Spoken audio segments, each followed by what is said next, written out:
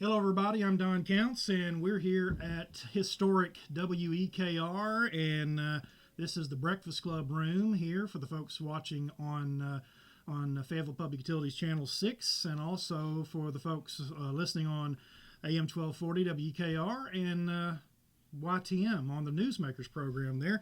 Today, we're fortunate enough to have the High Sheriff of Lincoln County, Murray Blackwelder. Murray, how you doing? I'm good. How are you? Good to see you.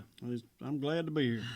You a busy man. I know there's a whole lot more to sheriffing than just out here chasing bad guys, and that's taking care of the jail. You the chief cook and bottle washer, the whole 9 yards.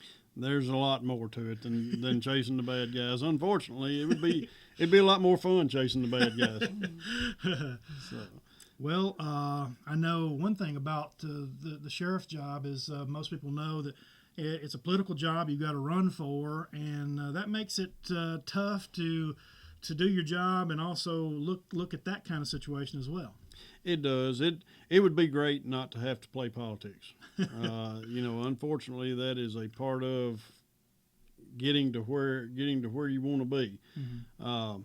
There's a lot involved, and it goes a whole lot deeper than it used to. It would have really been a great job when you basically chased the bad guys and had one or two inmates. Mm-hmm.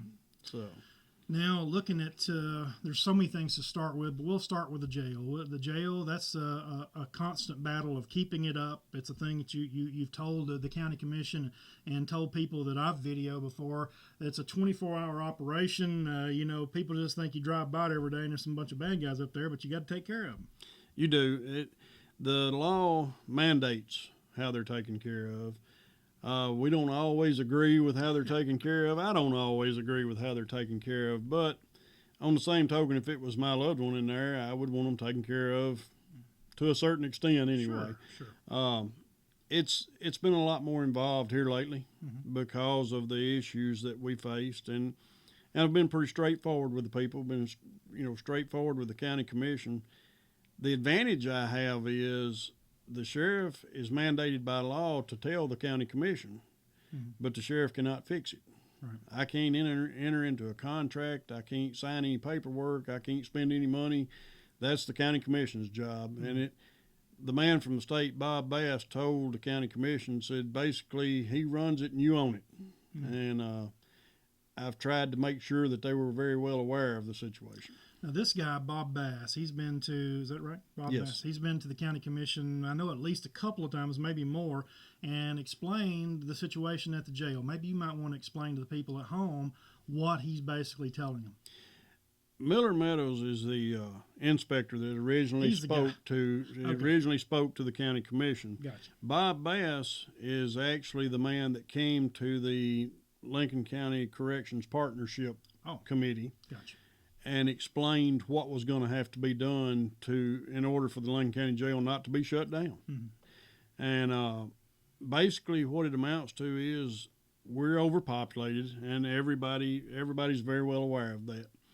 We're one of 42 jails in the state of Tennessee that's in the same situation. Mm-hmm. The thing that makes us unique is that we have a federal consent decree that was put in place 22 years ago that every one of us inherited.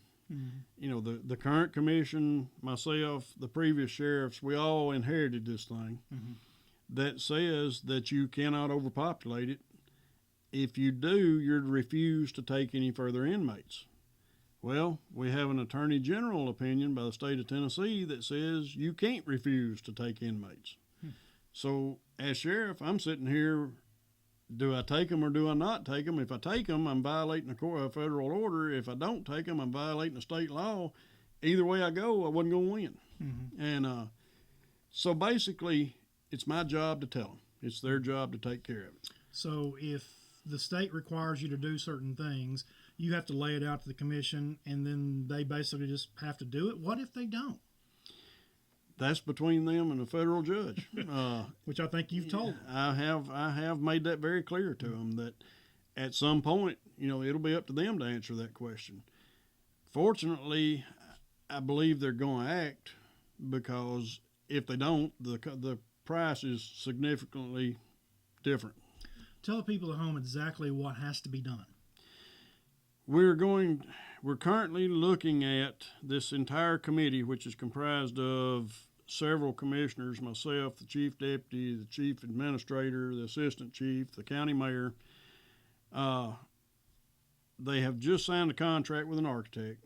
We're looking at adding 96 beds to the facility, plus a medical area, because the current medical area doesn't meet HIPAA standards. Got to be private in jail as well? Can't tell. The medical does. Medical side, yes. Yes, medical does. So what we're looking at is building 4 dormitory-style pods that will house 28 individuals each. At the same location? At the same location. Added to? Yes, added to the back of the building. Okay. So there will be one long corridor that connects the entire facility. That building was originally built to be added on to. Oh, okay. So, we have the opportunity to do that. It's good there was some foresight put in at that time. There was, and jails are expected to last 20 years.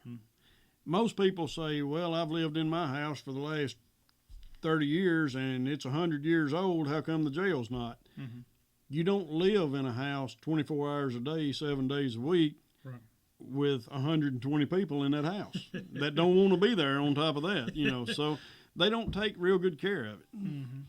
Well, one thing too is you look at the jail itself being added on to. What all are you going to do? You got the 96 beds, and you're doing and working on. I guess you cook three times a day, or what's the situation? We serve 3 meals a day. We dispense more medication than the Lincoln County Hospital in a day's time, and most people never realize this thing is as massive of an operation as it is. Our food line item is about $170,000 a year just for the food for the inmates. Those are pretty much fixed cost issues. So it's a massive operation. We have 5 corrections officers on each shift, 4 different shifts. There's a lot of things that go on behind the scenes, and you've been out there, you've seen it. It's really a large operation. It is. That was a tour we did on TV that was really good. We need to do that again sometime. But I guess you got to have a nurse or some side on. We currently have a full-time nurse. The medical, Bob Bass has already laid out the rules on the medical. Now you have to have a negative airflow room for a person with a contagious disease. You can't just interject someone with a contagious disease into a cell block down there, because then everybody's got the same issue, and we end up having to fix that problem. You can be sued by the inmates for subjecting them to these certain diseases. So you have to have the negative airflow room, which is an expensive part of building on. But 20 years ago, you didn't have that. Nobody had that. Sure. So we're basically 20 years out on that facility up there, and we're having to catch up. Wow. Well, it sounds to me like it's a lot to do. I know at the last county commission meeting, y'all are buying some equipment like this. I don't know if it was you, but the microphones and something. Yes. Tell me a little bit about that. We have what used to be the squad room is now the squad room / courtroom at the jail. Wow. We had the facilities maintenance crew that Mr. Gary Steger runs, that works on all the community centers and everything. We had them come in. Friends of the Sheriff, which is a 501c3 program, donated the materials to build a courtroom in the squad room. The reason for that is these high-profile cases, and Lord knows we've had enough high-profile cases. Yes, we have. Those that are a risk, we're going to have as many of their settings at the jail as we can. In other words, you got a camera like this and a microphone, and you're actually sending that to the courthouse. Well, basically, we'll have court in that room. Oh, wow. What we do is we record it Gotcha. like this, and we record the audio so that instead of somebody having to transcribe it later, it's the same as the court settings at the courthouse. It's same equipment. It'll all interchange with each other.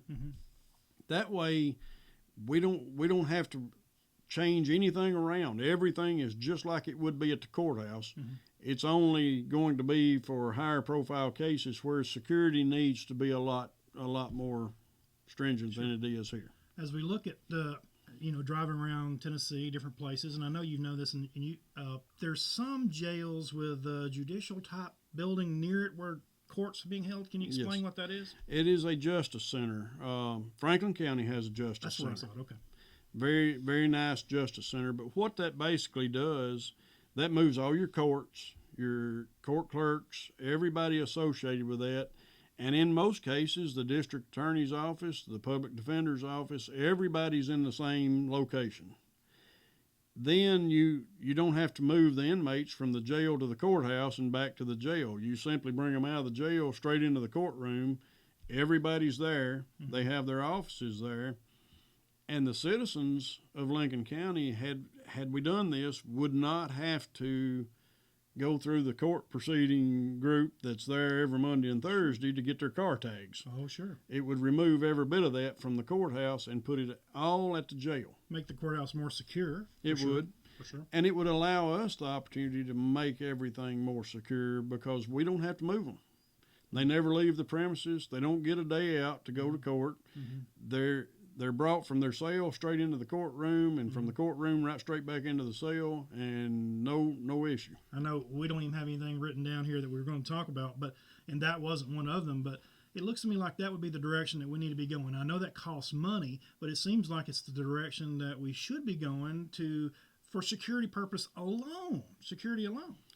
With the stature of cases that we're having right now, it only makes sense. Mm-hmm. But it was presented to the committee and was taken out of the blueprint right off the bat because it costs money.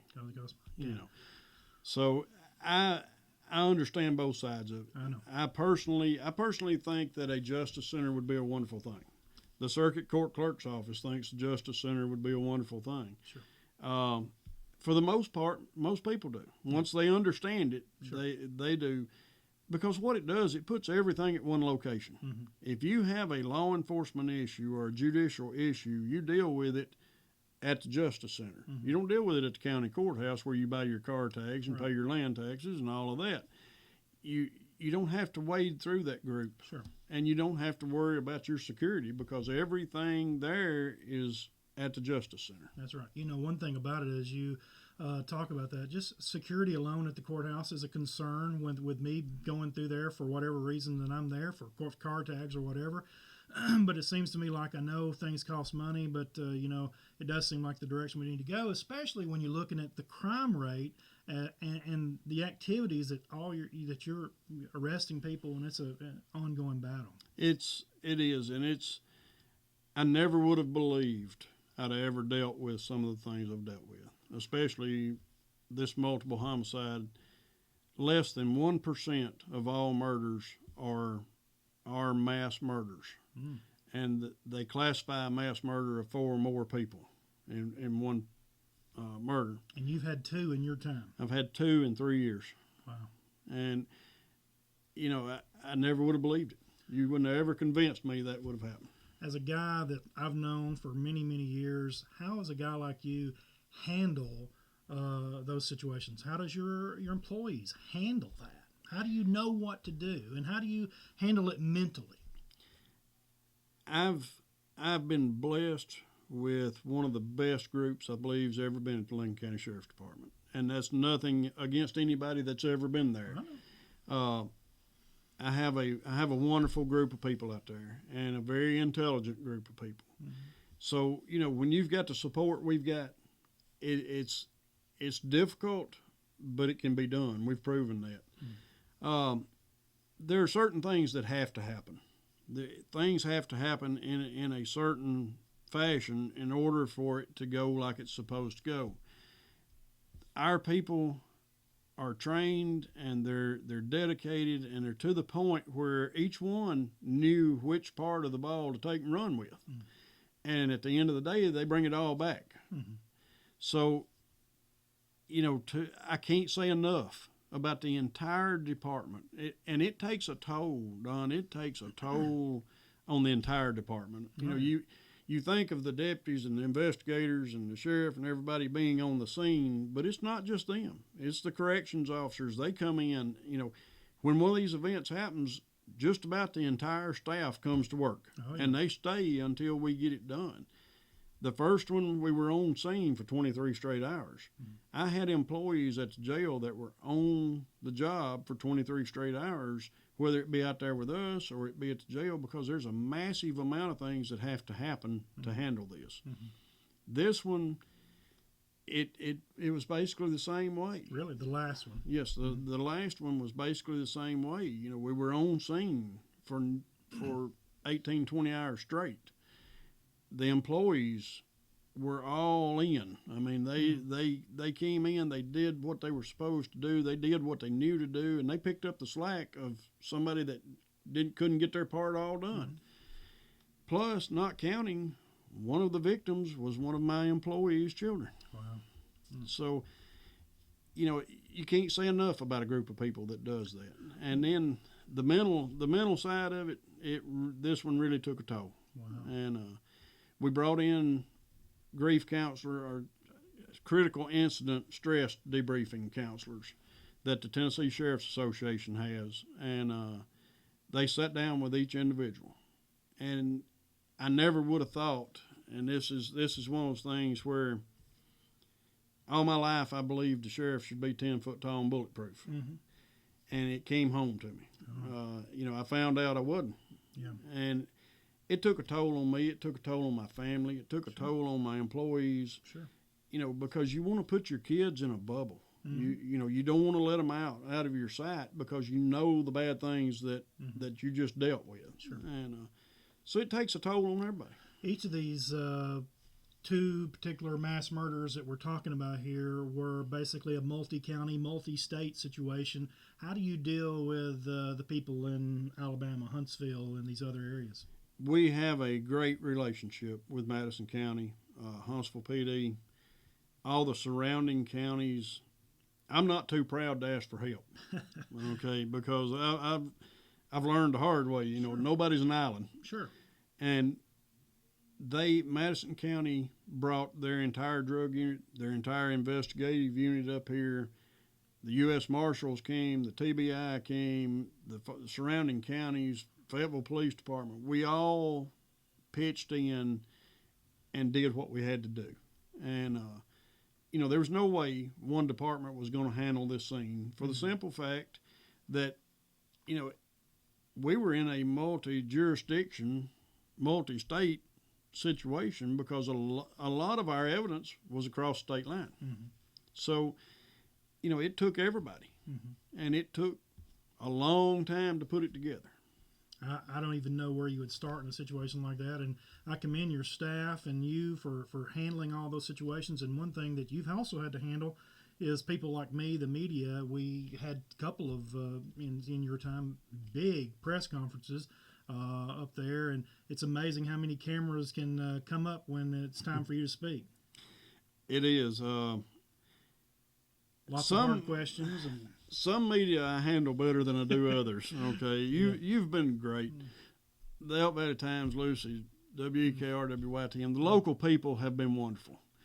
Some of these national, you know, they're ruthless. I bet. I mean, they won't let up, and anything you say can be misconstrued to say anything they want it to say. So that's why you've been there. You notice I think long and hard before I answer some of these questions, because you have to think about every angle that it can be turned. Yeah, I mean, you have some hard questions, and I'm sure these guys are coming to you individually, and you see them quite often, and I guess it's part of the job. And sometimes just getting out like you did last time and just saying your piece, it helps relieve them a little bit, at least. Giving them something is better than nothing sometimes. It's a deal where basically you feed the beast. Okay, they want to make a story out of it. And you know, we're not always in a position to be able to do that. This particular case, this last homicide, we've had to be very tight-lipped for a long time because we needed to make sure we got this right. Right. And you were there, like I told them, their right to know doesn't outweigh the family's right to justice. And, you know, I was in a situation, I understand they want to know, but I had one call me Thanksgiving Day, one of the TV stations, and said, "Do you realize it's been a month and y'all haven't done anything?" You know, it wasn't that we weren't doing anything. We were doing a whole lot. Oh, yeah. I mean, a whole lot. But it wasn't that I could tell them that. Sure. Well, what'd they put on the news? A month and no arrest had been made. Oh, yeah. They didn't know that no arrest had been made. They didn't know if we had made an arrest. They knew we weren't saying anything. Oh, yeah. So that just adds a little more pressure to it. Yeah, when you first took office, the first mass murder was really quick thereafter you took the job. How quick? A year. That was a year, okay. About a year into office. Well, as you look at the mass murders, which we've talked about, and I'm sure there's lots of, what's the other big problem that you're dealing with in our community? Methamphetamine. Wow. When you hear about methamphetamine and you hear about the damage it does to your body and the guarantee that you're going to be hooked and all these things, what makes people do that? What in their mind makes them do that? I wish I knew. I wish I had an answer. I guess it goes back to me believing a sheriff should be 10 foot tall and bulletproof. I think people think, well, it won't do me that way. No. You know, I won't get hooked. It won't kill me. It won't ruin my family. It will. But it always does. It will. 100% almost. Right. Yeah. Right. And, you know, it takes good people and ruins them. Yeah. I mean, forever. The thing that amazes me, we're probably averaging 3 to 4 labs a week. Wow. We haven't been putting them in the paper, and I've had a lot of people come up to me and go, "Why are y'all not doing anything about meth?" We are. It's become so much of a daily routine. Wow. That, you know, and I guess I've slacked there when you get right down to it, but it becomes business as usual to us. And I guess it's amazing what you can accept as Sure. business as usual, but it's business as usual to go out here and bust a meth lab, tear it down, clean it up, carry them to jail, and move on to the next thing. And there again, our people they're wearing them out. When I see the complications of making meth, I'm thinking, okay, how in the world do people have the time, the energy, the complications of making it seems, and how in the world they do it? Plus, the dangers it causes for everybody involved, everybody around the household. I just don't understand the whole concept of how the product's made, what it does to you, other than ruins you. That's basically the bottom line. It's really an amazing chain of events because meth it cranks you up. Okay, it gives you tremendous energy. We have some meth heads that's been up for 4 and 5 days straight. Wow. I mean, never go to sleep. That's why when you see them, they weigh 80 pounds and their eyes are sunk back in their head. They hadn't got any teeth, but they're just wide open. They're twitch, you know. And this is for the people out there. If you see somebody like that that's twitching and jerking and lost a tremendous amount of weight and their eyes look sunk back, you can just about count on that's probably what they're up to. You have meth heads, we will call them, in jail. Yes. Well, how do they get off of it? Since they're in jail, you know, they're not getting it there. So is that a tough thing? Don, it's amazing. They just quit. They just quit. Now, here's the really strange thing about it. I can have one in jail for 3 years. I know for a fact they haven't done methamphetamine in 3 years. Let them out of jail, and this has happened. Let them out of jail, and a month later, bust them in a meth lab. Wow. So I know they can quit, and I know there's not a lot of withdrawal effects to quitting. Wow. It's just simply that their brain starts craving it. Wow. And it's supposedly is one of the most powerful addictions that there ever has been. Wow.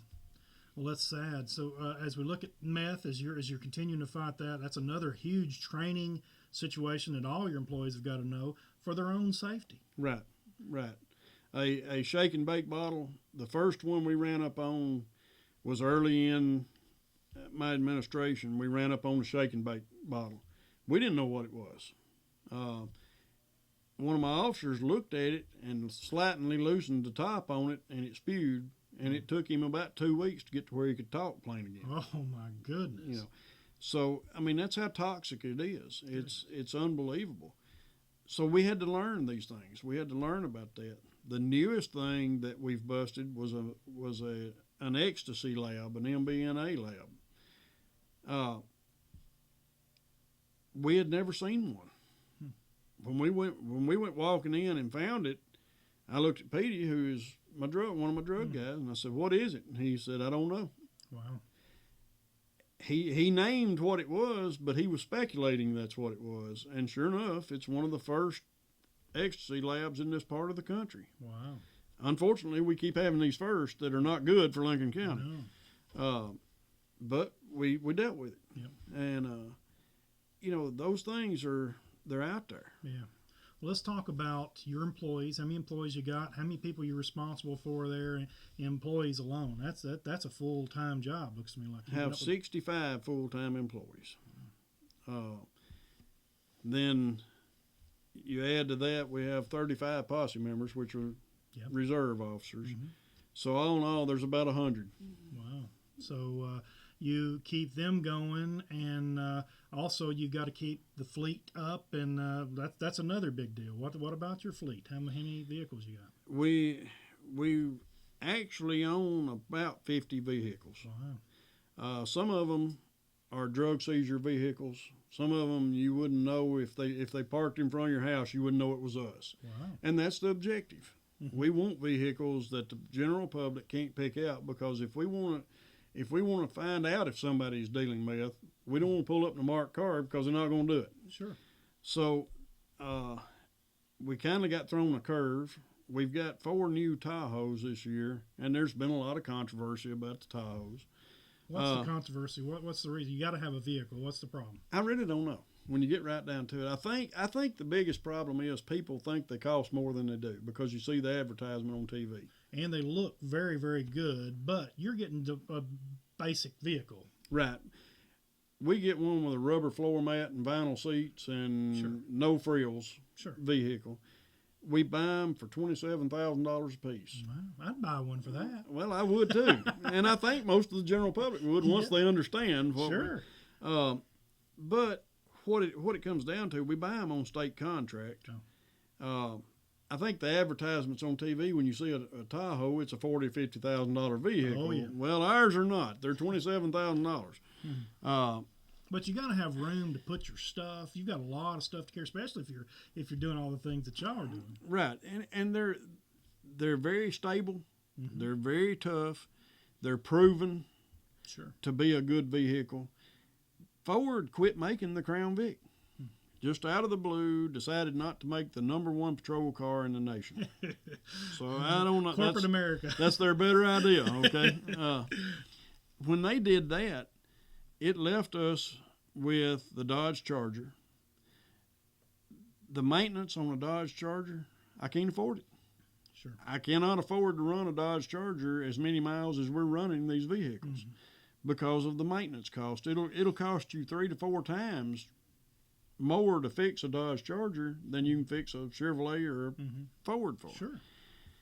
Ford made a new pursuit vehicle that's either front-wheel drive or all-wheel drive, and it's more expensive than the Tahoe. Mm-hmm. Number one, I don't think we can afford the maintenance on a front-wheel drive. Mm-hmm. It hasn't been proven in the field yet. Sure. So, it may work out, but it hadn't been proven. Yeah. And then Chevrolet makes a Chevrolet Caprice pursuit vehicle now, but it's a 160 miles an hour car. Mm-hmm. We don't need 100. I've got officers that don't need to be driving a car that fast. So the Caprice is more expensive than the Tahoe. Mm-hmm. The Ford's more expensive than the Tahoe. Mm-hmm. So out of the 4, you either pay the maintenance on the Dodge, and I'm out of a car while it's in the shop being repaired, or you buy the Tahoes, which are more stable. They're cheaper than 2 out of 3 of them, and they're more suited for what we're doing. It's amazing to me, a guy like myself who listens to the scanner 18 to 20 hours a day, unless I'm in the middle of doing something like this, it's amazing how many calls you get for animals, cows, everything else, and then you have a patrolman, let's say in Macburg, and he's got to go to Elora. That's a long haul, and it's bound to put tons of miles on your vehicles. I figured it up a couple of years ago, and we drove approximately 300,000 miles in Lincoln County. The fleet did. Each car will average 30 to 35,000 miles a year, and each individual officer has their own vehicle that they keep up and maintain. Sure. And there's a lot of reasons for that. A person that comes in behind me and gets in my vehicle is not going to take near as good a care of that vehicle because he don't get to keep it all the time. That's a fact. Plus, if it gets torn up, who do you blame it on? Because he's going to blame it on the other guy. That's right. Yeah, you've seen that. That's a good idea, I think. I think it works out better because they'll take care of their own vehicle if they know they're the only ones driving that vehicle. You've told me one thing. I don't know if I'm supposed to tell, but you have access to knowing exactly where your cars are at all times. That was a cool thing. It's a very good safety issue, and it's a very good issue in the event of a pursuit that crosses state lines or county lines. We have GPS tracking systems on every car. So I can tell you at any given time where that car is at, how fast it's going, what time it started, what time it was turned off, whether it's sat and idled, But it wasn't purchased for Big Brother's watching you. We had a pursuit that went into Alabama, and I don't know about the general public, but when I cross over into Alabama, I can't tell you 3 street names down there. No, me neither. He was out of radio contact, and we were able to tell dispatch where he was so that dispatch could relay it to Madison County. And sure enough, we caught the person. He was chasing a stolen vehicle. We caught the person because we could tell Madison County, here's where our car's at. And we could give them the address, whether it was moving, which direction it was going, and they were able to drive straight to him. That's amazing. I know I was actually listening to that chase, and if I'm not mistaken, the person's phone was in that car. There's technology they could track that phone to some extent too, which is pretty amazing too. Yeah, there's a lot of good technology out there that we've been very fortunate to be able to be a part of. Your relationship with 911 Center, the comm center, has got to be very important. You're on the 911 board. Got a new leader there. I'm sure that's going to, in your situation, you got to have that good relationship. Yes. I lost a good man in that deal, but I gained him back. Oh, he worked for you. Yes. His name? Sergeant Bob Jones. Bob Jones, that's right. Is now the new 911 director. Mike Hobson retired, and Bob took over, and I lost a good man on one hand, but I gained him on the other hand. So I still, he's still a part of what we do. That could be a good thing for you. It could be. He understands your side of the story and works with you. That's a good thing. There, all of your emergency services, EMA, fire departments, all of that Ambulance, Richard Wright, Mike Hall, Danny Travis, myself, Chief Carver, are all on the 911 board along with four citizens. And I'm vice chairman of 911 board, and I'm vice chairman of communications board, which is a subcommittee of the 911 board. It's been a whirlwind trip with 911 because technology's changed. Our radios have changed. The federal government mandated a year or 2 years ago that we had to go to narrowband, which reduced the size of the signal that we were able to put out, which in turn made us have to put more radios out there. Right. That system is a lot more complicated than the simple walkie-talkie from one radio to the other. Sure. So it's been a real adventure, to say the least, to get all of this to work like it's supposed to. And then you take into consideration that we're in charge of all the employees, we're in charge of the facility, we're in charge of the daily operations, and that is the hub of all of our emergency services. Sure. So, if it don't work, we got a problem. Oh, yeah.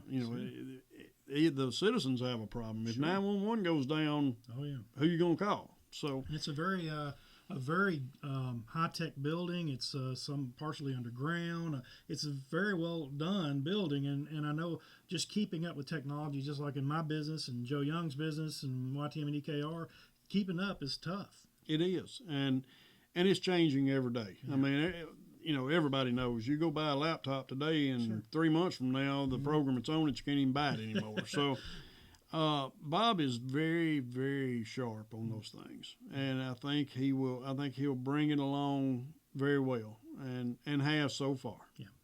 Well, I know we've been on for a good while, and Joe Young's going to throw us out of here if we don't start thinking about wrapping up. But anyway, I know, like I say, we've just been talking. Is there anything in particular that you'd like to tell the public or let the public know about what's going on at the Sheriff's Department?